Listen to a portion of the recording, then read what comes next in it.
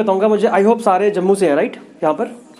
तो जम्मू की कुछ चीज़ें ऑब्जर्व करता हूँ मैं, ऑब्जर्वेशन थोड़ी बहुत करता हूँ, तो वही बताऊंगा।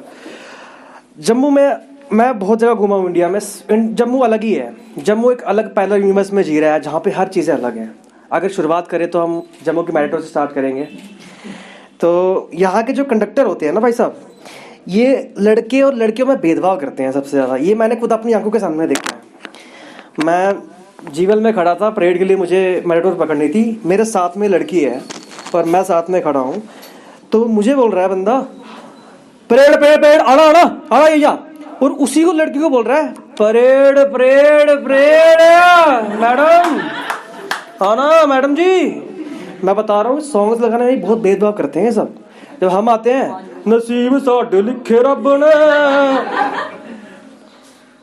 लड़की आ रही है उनके सामने, दिल लग गई कुड़ी गुजरात दी पैरवंती श्री।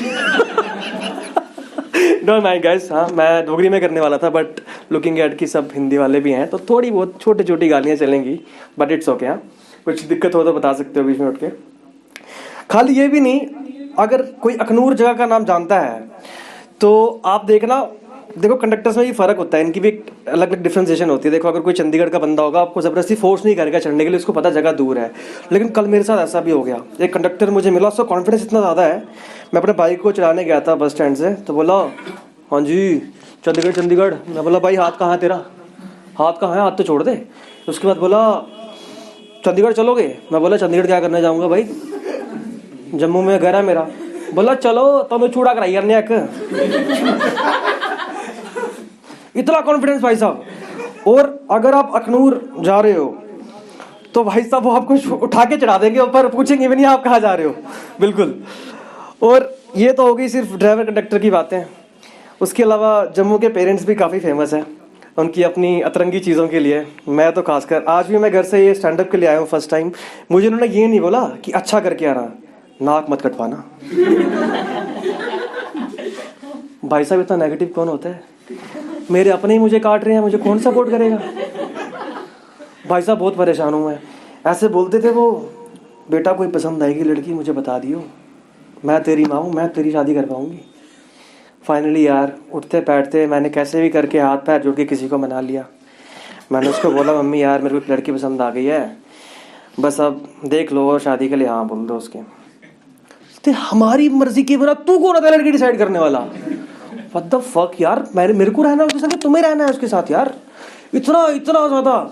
फिर मेरे को लगा, क्योंकि मुझे अपने माँ बाप पे पूरा भरोसा है, मुझे पता था वो मानने नहीं वाले हैं, तो मैंने एक सस्ता एक अच्छा वे आउट निकाला इससे निकलने के लिए, सुसाइड।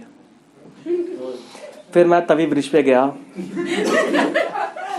भगवान को बोला आखिरी बार मुझे देख ले। तो मैंने छलांग मार दी तवी से नीचे। डोंट वरी, असली बात नहीं है, बना रखी है। तो वो तो ओह माय गॉड, इतना झूठ। तो मैंने छलांग मारी, तो वो भगवान भला करे, वो कभी होता है ना कि तवी में कुछ भी लोग बहा देते हैं, तो वहां पे गद्दा एक किसी ने बहा दिया तो उस पे गिर गया। भगवान चाहता है ना मैं खुशी से रहूं, ना मेरे को सीने से चैन से भरने दे रहे हैं। भाई साहब घर वालों को पता चल गया कि मैंने छलांग मार दी है। भाई वहाँ से रोते रोते आ रहे हैं, जब देखा कुछ भी नहीं है। मेरे लिए स्पेशल गाड़ी करवाई, फूल फूल वूल डाले उसमें। नहीं तू जो बोलेगा वही होगा। मैं बोला ठीक है। घर वाले तो मान गए यार, ये तो है काम आ गया। मैं तो मरने जा रहा था, कहाँ मेरी लाइफ बन गई। भाई साहब वो इलेक्ट्रिक स्कूटर नहीं होता है, वो जो इलेक्ट्रिक ई रिक्शा चले, उसको फूल पे सजाता है। कोई बड़ी गाड़ी नहीं करवाई थी ना। ना भाई साहब क्या सोच रहे हो तुम यार। घर पे लिया भाई साहब, घर वाले बहुत सबके सामने कर रहे हो, नहीं नहीं नहीं बिल्कुल सही बच्चा हमारा आ गया, अब तो हम ये जो बोलेगा वही करेंगे। बोला अच्छा। जब पापा ने मेरी कुंडी लगाई ना अंदर से, थोड़ा थोड़ा मेरे को टीजर तो मिल गया था क्या होने वाला है।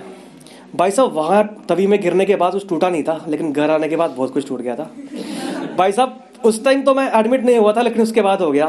तो किसी ने पूछा इसको तो कुछ हुआ ही नहीं था। बोले नहीं नहीं भाई साहब हुआ था, इंटरनली दिखा नहीं, बाहर दिखा नहीं, हुआ था लेकिन। और यार घर वाले मम्मियों का तो सबका सेम रहता है, कहीं भी कहीं जाओगे ना बाहर तो हमेशा बोल देंगी दो दले आने, बोल दी तो नहीं बोल दी, नहीं बोल दी नहीं बोल दी। कहीं भी जा रहा हूँ दूध ले आना, ये काम कर देना, वो काम कर देना। और एक दिन मैं पत्नीटॉप चला गया। पत्नीटॉप बर्फ नहीं पड़ी ना इस बार, कोई गया? चलो कोई बात नहीं, जाना अभी पड़ेगी तो।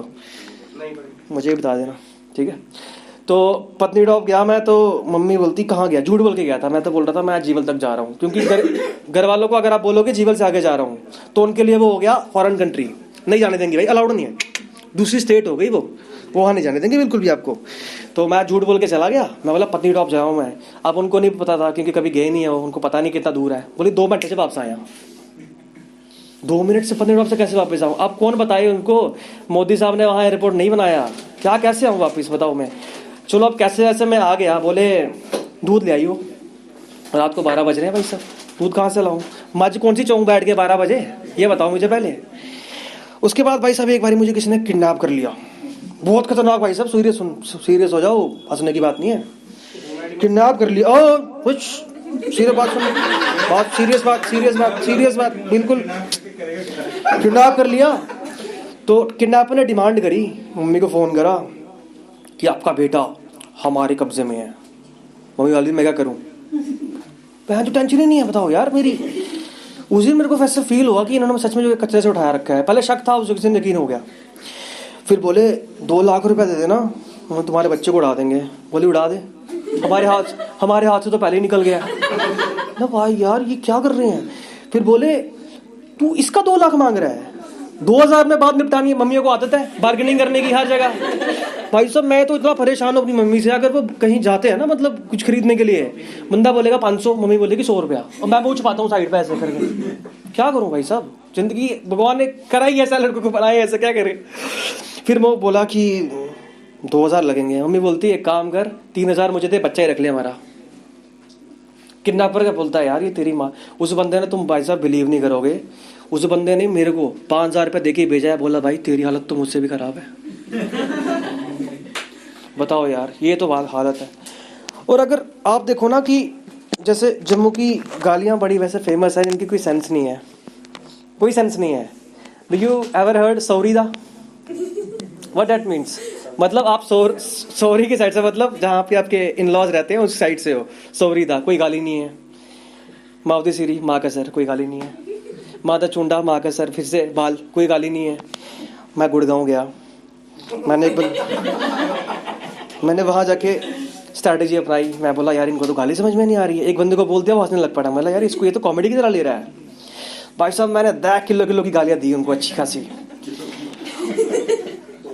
लेकिन शायद भगवान को मेरी खुशी बर्दाश्त नहीं होती है। एक दिन उसको कोई गाली समझ में आ गई, और वो सच में गंदी दी थी मैंने।